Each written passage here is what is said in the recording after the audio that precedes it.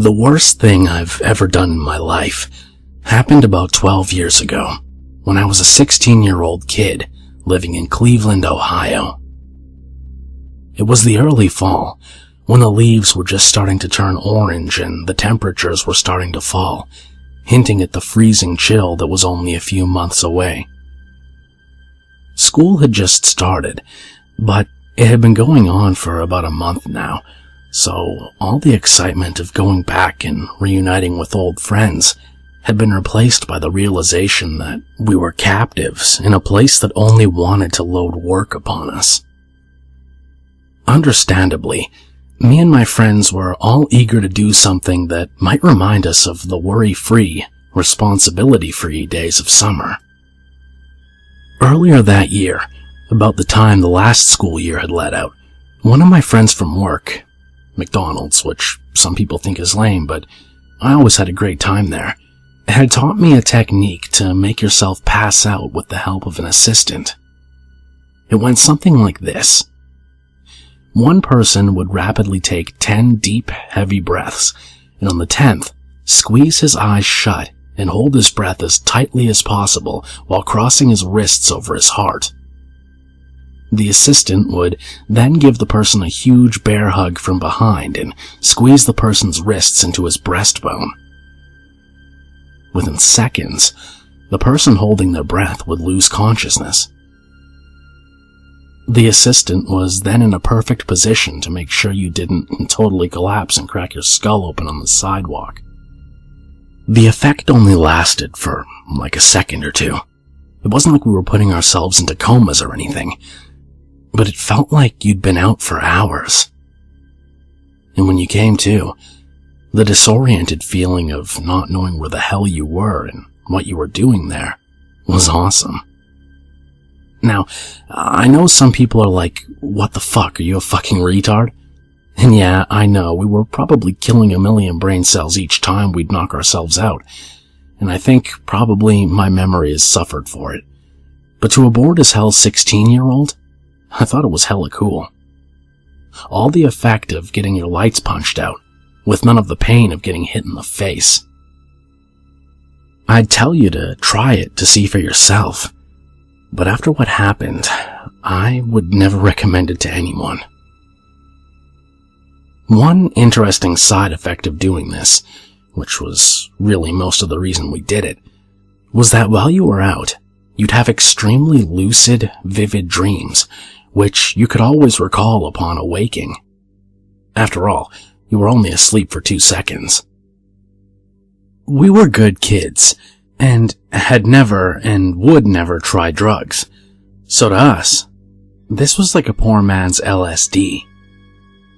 These visions, in some way, were usually related to what you were looking at right before you passed out. For example, once I dreamed that I was climbing a mountain, way up in the Himalayas or something, but there was a handrail there. Who the hell puts a handrail at 20,000 feet? When I came to and remembered where I was, I realized I'd been looking at the staircase in the corner of my girlfriend's living room. Another time, I had a vision of Fred Flintstone smiling and holding out his hand in front of a mural with the DARE logo. That's Drug Abuse Resistance Education, a program cops teach in public schools. You've probably seen the bumper stickers.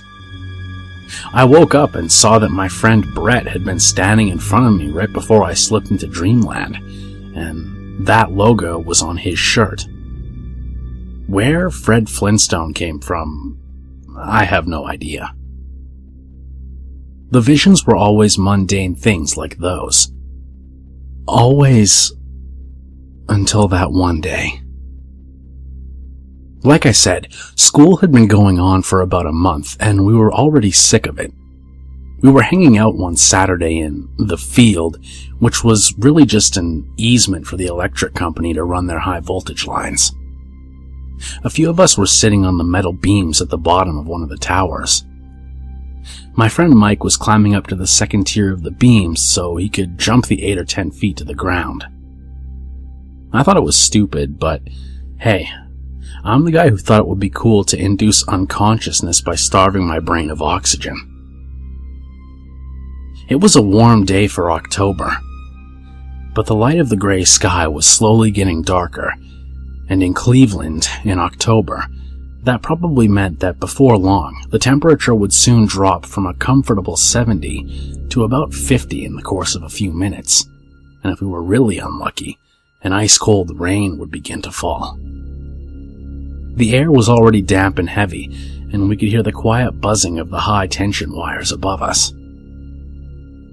I sure as hell didn't want to spend the last few moments of a pleasant Saturday afternoon watching this dumbass kid climb partway up the high-tension tower, jump down, complain about how that one killed his feet, only to climb up and do the same stupid thing over again. "Hey, let's make ourselves pass out," I said. By that time, it wasn't as much fun as it had been in the early summer when we first discovered it, but it was a hell of a lot better than what we were doing. Vince was up for it. So was Richard. But Mike, the guy jumping off the tower, said, "What the fuck are you talking about?" "Holy crap. You haven't been knocked out before?" Vince asked. "No," was the response. Mike had been at his mom's house all summer, so he hadn't been in on all the fun we've been having. "Dude, you gotta try this. Watch, we'll show you." Vince and I got off the tower, stood in the grass at the center, and I did the customary 10 deep breaths. I squeezed my eyes shut and held my breath so hard that if they hadn't been shut, they'd have probably popped out of my head. Then I felt my friend clamp down on my arms in front of my chest, and suddenly, as if there was nothing more natural in the world, there was a giant lobster climbing around a lobster cage, and I was under the ocean with seaweed growing from the sandy bottom under my feet. The next thing I remember, I was awake, and Vince and Richard were asking me, "Dude, what did you see? What did you dream?" The back of my head was killing me. Fuck, did you let me fall? I wasn't really that heavy, but Vince was pretty weak. He just stood there, looking guilty, and Richard informed me that he had. "What did you see, though?" he asked. I rubbed my head and said it was a lobster. It was pinching Vince's head off with its claws. I turned to Mike, watching from the L-shaped beams above, and said, "See? It's fucking awesome." "Whatever. I don't trust any of you enough to do that shit to me." "Come on, man, you gotta try it. It's no more dangerous than what you're doing now. I promise. I won't let you fall like this bitch did." He squinted in the way people do when they're trying to decide if what they're thinking of doing is worth the risk or trouble. He jumped down one last time, got up and said, "Fine. Once." If only he would have thought a little longer, or just flat out refused. He repeated the 10 deep breaths, with me as the assistant to make sure he didn't fall. He held his breath, and I helped him slip into that other place. It's something I've regretted ever since. That, and when I think back on all the things I wish I'd have done differently in my teenage years, girls I should have tried for, classes I should have tried harder in, all the things I should and shouldn't have done. Putting him in that bear hug and squeezing him into unconsciousness is the thing I most regret. I felt the dead weight shift from his feet onto my chest, and he was a pretty big guy, but I made sure to let him down easy and not knock his head against the hard-packed earth. Just as I laid him on the grass, he came back. He woke up screaming. "Fuck! Holy fuck! Get away! Get away! Get away!" he screamed as he leaped up to his feet and flailed his arms around his head. We all jumped back, afraid of being hit in his frenzy, but more afraid, so scared we almost shit our pants, of what we were seeing. After about 5 seconds, which is twice the time it normally takes a person to realize where they're at and remember what they're doing, he slowed down. Shit, holy shit. He was breathing heavily, gasping deep breaths and hunched over at the corner of the tower. It's a wonder that in his maddened state, he didn't run right into the supports and knock himself out for real. But he just stood there, bent over at the waist, and then fell to his knees. With his back turned to us, he started rocking and wringing his hands and muttering to himself. "Holy mother of fuck," said Vince. "What the hell did you see?" But Mike didn't answer. We approached him slowly, and as we drew near, we could hear him quietly sobbing. In our macho world, that was normally a crime punishable by death. But at the time, of course, we didn't say a word. I reached out a hand to his shoulder, but as soon as I touched him, a touch so tentative and light that he shouldn't even have been able to feel it, he shrieked and jumped away, clanging his back into the corner of the tower. He pressed up hard against it, staring at us with a look of terror in his eyes so real you'd think we were demons from the pit of hell. If ever in those few moments I thought that he was putting on to fuck with us, that look put all my doubts to rest. That and what happened afterwards, of course. None of us said anything, but after about 10 minutes, Mike had calmed down enough that Richard was able to coax him to his feet and lead him back to his house. As I had suspected, the temperature had fallen like crazy in just a few minutes, and just as I figured it would, the freezing cold drizzle began to fall. I told Vince I was just going to go home and see him tomorrow. We always spent the evenings and rainy days playing Mortal Kombat on our Super Nintendos, but he didn't object. I think he probably wanted some time alone to reflect on what a horrible thing we'd done to our friend, just like I did. The next day, I went to see how Mike was doing, but he and his dad were gone the whole day. I asked him later where he went, but he wouldn't tell me. I think it must have been to a psychiatrist, because by Tuesday, the next time I saw him, he seemed to be better, if a little zoned out. I figure he got some drugs to calm his nerves, but that's just a guess. I never really found out. Over the next few days, the four of us hung out, and while Mike was quiet, he didn't say anything about what had happened. We just talked about stupid, unimportant stuff. Girls we liked, classes at school we hated. I wish we had said something to him now. Though, I don't know if it really would have helped.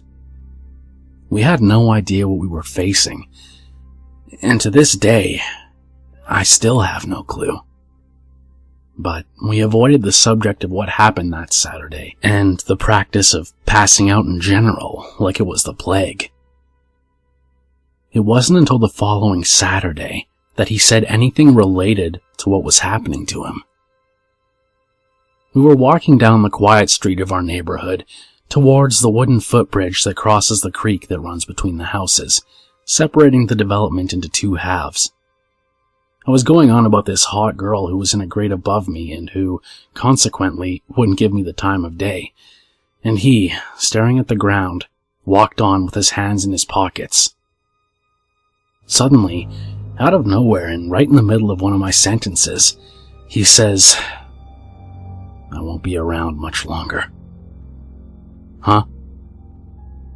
They'll be coming again tonight, and I don't think I'll be able to keep them out this time. Hey, what are you talking about? Who's coming tonight? The hands. The voices. At this point, I was like, holy shit. I could feel my breathing get quick and shallow, and I felt my face and hands get hot to hear him talk so matter-of-factly about some horror that I couldn't even imagine. But I'll never forget that conversation, It's etched into my mind like the stone tablets in the Ten Commandments. I stammered a few times and then said, rather stupidly, "What hands?" At night, I look at the tree outside my window. Then it goes black, and the hands, dozens, 100 of them, push in against the glass. And what do? I push back. All night. But I'm tired. I can't keep them out anymore. And the voices say I have to let them in. Little kid voices and little kid hands. He lowered his voice to a whisper, but I could tell in what he said next that he was struggling to keep the panic at bay. "Sometimes I see their faces," he said in a trembling voice. We had come to the walkway up to his house. He stopped and finally lifted his face to me. "Tell Vince he can have my Super Nintendo. He don't have one, and his mom sure as hell won't buy him one. Richard can have my CDs. I know you guys don't like rap, but he does." I started to say something, but he turned and walked up to his house. He went inside and closed the door behind him. I wish I would have went up and knocked. Told him I would have stayed the night. But we were 16, and at that age, guys didn't do that anymore. So I just went home. I didn't even answer the door for Vince when he came over later. When I went to bed, I didn't sleep well, and was constantly listening to every creak and groan that the house made, listening for the voices of a multitude of children. I normally slept with the curtains open, but tonight I closed them tightly. The next day we learned that someone had broken into Mike's house. A police car was there in his driveway, and I about shit a brick when I saw it. Later, my worst fears were confirmed when I learned that it was Mike's bedroom window that had been broken into. He was missing, was all they told us. The cops asked the three of us a ton of questions, and people from the Center for Missing and Exploited Children came and asked us more. I'm sure I looked guilty as shit, but when I said I didn't know what happened, it was, after all, halfway true. They were looking for some pervert that had abducted Mike. So no matter how hard they grilled me, they couldn't get any information relating to that. So they finally gave up. He was on milk cartons and missing children TV shows, but to this day, his is still an unsolved case. After it was all over, I went to the library to research what the fuck happened, because in those days, while the internet was a research tool, it was only for rocket scientists or people who could afford a $5,000 computer. I didn't find much. The closest thing I think is related is something I only discovered later in my junior class on world history. Apparently, Egyptian priests used to seal themselves in coffins for just long enough a time to almost die. They would then be resuscitated so they could relate the things they saw in the netherworld while dead to the other priests. I can only figure that perhaps the electricity in the air, or the weather, made Mike go deeper than we ever had, and gave him an experience, something like what the Egyptian priests had. But Vince knocked me out too, in almost the same spot where Mike was standing when I did it to him. Could he have just been more receptive to the call of that other place? Or had knocking my head on the ground somehow jostled me free of their hold? I don't know, and I don't think I ever will. But sometimes, it still makes me shiver.